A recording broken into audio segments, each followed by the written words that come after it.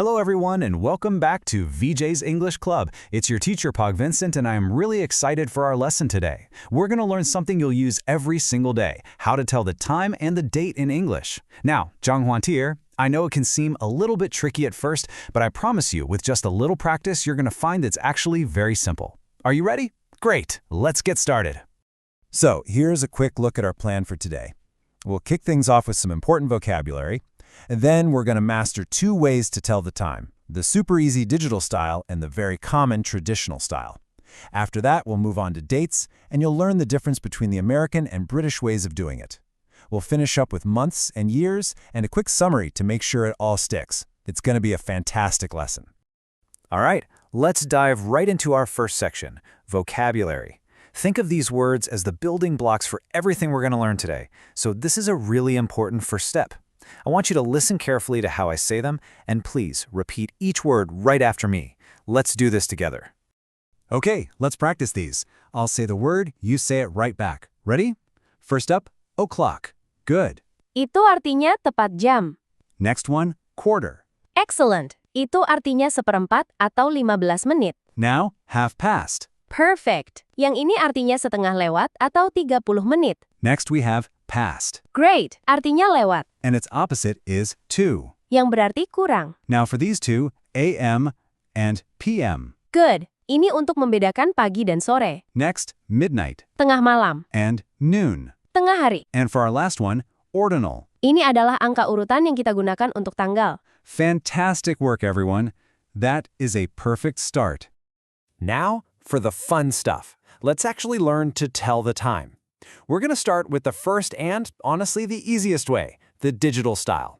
I bet you see this every single day on your phone, on your laptop. You already know how to read it. Now let's learn how to say it. Ini sangat mudah sekali. The rule here? Oh, it couldn't be more simple. First, you just say the hour. Then you say the minutes, and that's it. So for 6:45, you just say 6:45. Dalam bahasa Indonesia, ya, 6:45. See? I told you it was easy. Let's try a few more, just to get comfortable. For 2:05, we say 2:05. Now here's a really common tip. When you see a zero, we often say O instead. Dalam bahasa Indonesia, 205. For 3:10, it's simply 3:10 atau 3:10. And for 4:30, we say 4:30 atau 4:30. Excellent! You're already pros at the digital style. Okay, now that you've totally got the digital style down, let's learn the second method, the traditional style. You're going to hear this one a lot, especially in conversations and movies, so it's super important to know. It all comes down to two little words, past and to. Jangan khawatir, it might look a little tricky, but the rule is actually very simple. Let me show you. So here's the one simple rule you need to remember. Imagine a clock face, and we split it right down the middle. For the first half, so from minute 1 all the way to minute 30, we use the word past. Past itu artinya lewat. We're saying how many minutes have gone past the hour. For the second half, from minute 31 to 59, we use the word to. To itu artinya kurang atau menuju. Here, we're counting the minutes until we get to the next hour. Let's look at some examples with past. Now here's the trick. Notice how we say the minutes first. So, for 1:10, it becomes 10 past 1, dalam bahasa Indonesia, jam 1:10. And for 30 minutes, we have a very common special phrase, half past. So 2:30 is half past 2. Yang artinya jam setengah tiga. So how do we use to? Well, it's like we're counting down. Let's walk through the steps together with an example. 5:35. Step 1, we figure out how many minutes are left until the next hour. So we calculate 60 minus 35, which is 25. Step 2, we think, what's the next hour after 5? It's 6. So we put it all together and we get 25 to 6. Ini artinya jam 6:25. It's just a tiny bit of math. Okay, time for a little quiz. It's your turn to try. Using that traditional style we just learned, how would you say 7:50? Remember the steps? How many minutes to the next hour? I'll give you a moment to think about it. Did you figure it out? The answer is 10 to 8. So why is that? Because there are 10 minutes until the next hour, and the next hour is 8 o'clock. Dalam bahasa Indonesia, jam 8 kurang 10. Excellent job if you got that right. See, you're really getting the hang of this.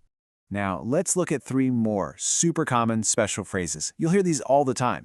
For 15 minutes past the hour, we use quarter. So 9:15 is 9:15.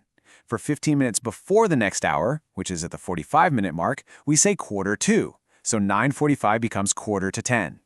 And finally, for any hour that is exactly on the hour with no minutes, we say o'clock. For example, 10 o'clock. Inadya, o'clock itu hanya untuk jam yang tepat. Tidak ada minitnya. Fantastic work with time, everyone.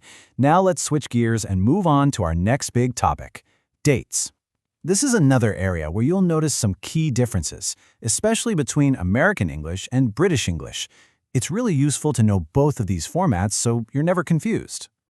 Okay, the biggest, most important difference to remember is the order. In American English, they always put the month first. So it goes month, day, year. They would say October 26th, but in British English, they always put the day first. Day, month, year. So they would say the 26th of October. Jadi kuncinya adalah kalau Amerika itu bulan tanggal dan kalau Inggris itu tanggal bulan. Simple as that. Of course, to talk about dates properly, there are 2 more things we need to know: the months and how to say the year. So let's cover these final, very important building blocks right now. All right, let's quickly go through the months of the year. I want you to listen carefully and repeat each one right after me. Ready? Let's go. January, February, March, April, May, June, July, August, September, October, November, December. Fantastic. You should definitely practice these at home until they feel really natural to say. And what about saying the year? Well, for most years, we do something pretty simple. We just split the number into 2 parts. So a year like 1995 becomes 1995, and a year like 2024 becomes 2024. The main exception is for the years in the early 2000s. A year like 2005, we say 2005. It's a really easy pattern once you get used to it. Wow, excellent work today, everyone. We have covered so much important information. So before we finish, let's do a really quick summary of the main ideas, just to make sure everything is perfectly clear in your head.